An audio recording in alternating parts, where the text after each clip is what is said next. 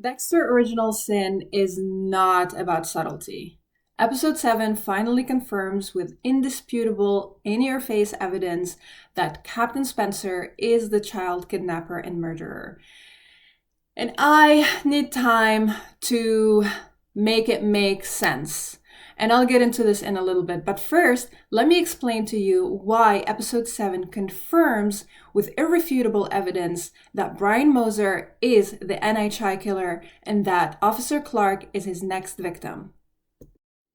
So let me tell you why I'm convinced that Brian Moser is the NHI killer. We've already seen a couple of hints that Brian Moser is active in Miami. We've seen in episode 2 or 3 that tall person who looks like Brian Moser, who fits the profile, come in contact with Dexter, potentially to see if his brother recognizes him or has a recollection of his existence. We also saw in episode 6 the ice truck. I think that was a foreshadowing of Dexter's future. He was almost run over by an ice truck, which is an interesting kind of metaphor to think about. But I don't think, I've seen some people talk about how it's possible that the ice truck killer has already been in action and using the ice truck, and that was just a confirmation that he was active in that time period. But I don't believe that that was meant to mean that. I don't think that was meant to say that Brian Moser was the ice truck killer already. I think it was more of a foreshadowing of Dexter's future and kind of an Easter egg, further hinting that Brian Moser is in Miami right now. So, the reason why I'm convinced to my core that Brian Moser is the NHI killer is in connection to the first book of by Jeff Lindsay of Darkly Dreamy Dexter. If you haven't read the book, I highly recommend you do. You can skip over to later in the video. But in the first book, Dexter is having dreams, very vivid dreams about, we later find out towards the second half of the book, that he's having vivid dreams about the kills that Brian is doing. So Dexter is very confused because he goes to a crime scene and he finds a body, and he can, with almost vivid recollection, know what happened and how the person was murdered. And he was starting to question whether he was, sleepwalking and killing people in his sleep and then going back to bed like nothing happened. This is in so much alignment with what we're seeing in the show when Dexter steps into a crime scene for the NHI killer. Every time that he is on the crime scene, we see him have these vivid visuals that of course we've seen in the original show as well, that Dexter's by that time has gotten really good at putting the pieces together. But these visuals that he's getting of the kills and how they happened are so vivid, almost like there's a soul connection between himself and the killer. And I really think that this part specifically solidifies my theory that Brian Moser is the NHI killer, and there is the strong connection that Dexter is feeling with the killer. We even see when he's in a crime scene of an NHI, he feels super connected to the killer. And it's such a wonderful parallel here with the Brian Moser timeline. We know at this point he's potentially gotten out of the psychiatric hospital, and him experimenting and trying to figure out his style of killing, while his brother is at the same time experimenting and trying to figure out his style of killing as well. So it's such a wonderful, it's interesting to call it a beautiful parallel because they're both experimenting with kills, but it's such a beautiful parallel here. It's such an interesting parallel that they're both having their first kills and kind of experimenting and trying to find their MOs at the same time. And Dexter feels this strong connection with this killer, and every time he steps into his crime scene, he can vividly visualize what's happened with such detail that the crime scene doesn't even provide.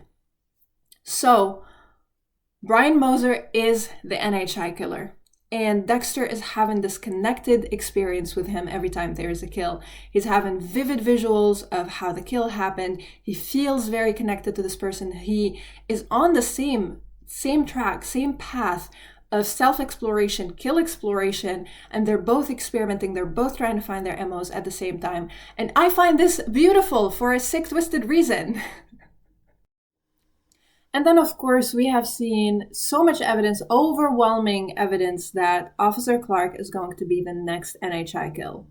We know that he's a minority, we know that he is gay, and that, I don't know, does it really fit the NHI MO? Does it really fit the profile that of the people that Brian Moser goes after, the NHI killer goes after? I don't know, unless there is a history of drug use that we're not aware of, or that maybe Clark is going to be, it's going to be a scenario of wrong place at the wrong time, potentially. Does the NHI killer know that Clark is an officer? Does he end up being in the vicinity of a crime scene, or is he getting onto him or something like that?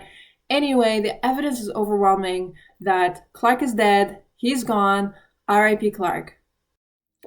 The other aspect that I liked in episode 7, again, a lot of conflicting feelings here, is we see how Dexter had really started destroying Deb's life very early on in their relationship, very early on in their lifetimes.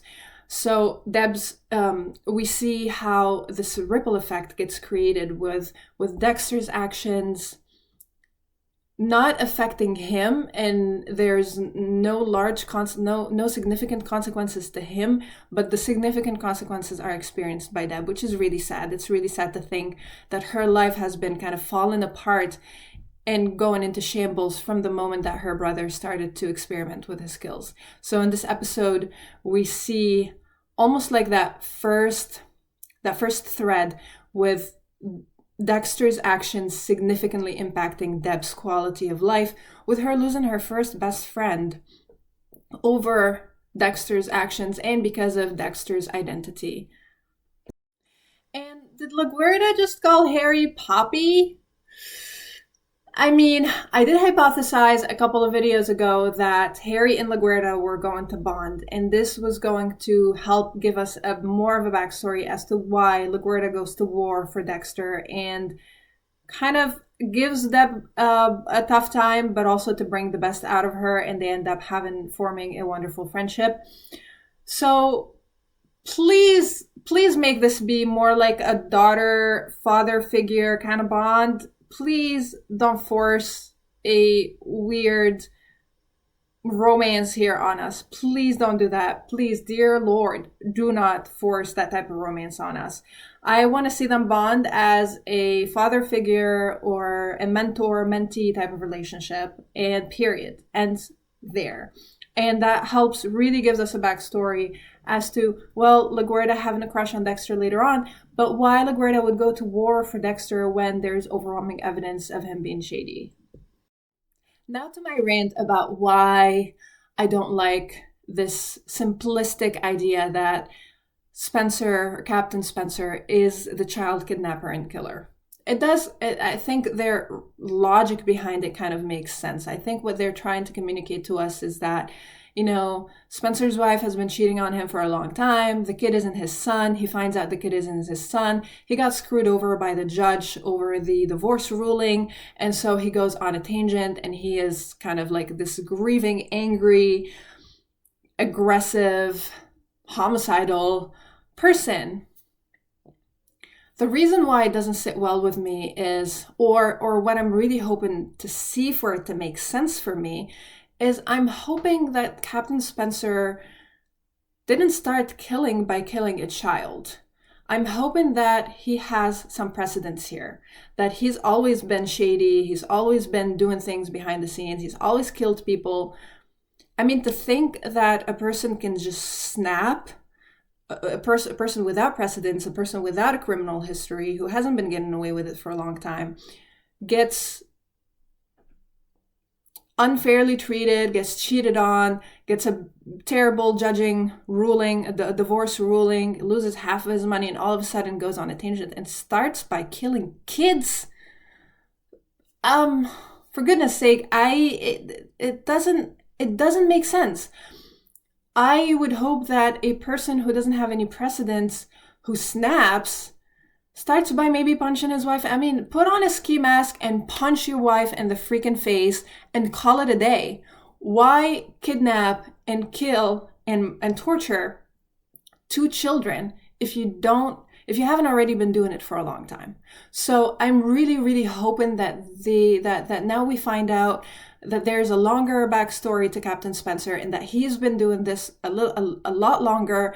It doesn't make sense to me that someone just snaps and his first order of action is to kidnap and murder a child. Most importantly, though, we see where the slides and the trophies, Dexter's trophies, come to life. So it's poetic. Again, I like it. The writing has some interesting ways of metaphorically or poetically putting things together, and I really enjoy that in the show. So that blood slide, that little piece of blood that put the pieces together for Dexter, and that incriminated whatever his name is, Spencer, Captain Spencer, is now becoming a poetic way. He's probably going to go after Spencer and kill him, and he's probably going to use the blood slide as a poetic way of showing him how he got caught. And that's potentially where Dexter using blood slides for trophies would happen. Did we need their final scene of and again a confirmation of showing us sunny side, whatever, showing us the Captain Spencer going to the grocery store? No, we did not need you to say it louder for the people in the back. It was obvious from the moment that we saw the little blood in the gauze wrap around Spencer's wrist. It was obvious that he is the child kidnapper and killer. We didn't need you to say it louder for the people in the back. Thank you very much. We put the pieces together. So that scene was completely unnecessary, but to each their own. And I hope you enjoyed this video. Please comment. I'm really curious what you think about my theory about Brian Moser. I don't think it's a theory. I think it's a fact. I think it's a fact. Let me know what you think about it, and I'll see you all. I'm really looking forward for next episode, and I'll see you all then. Bye.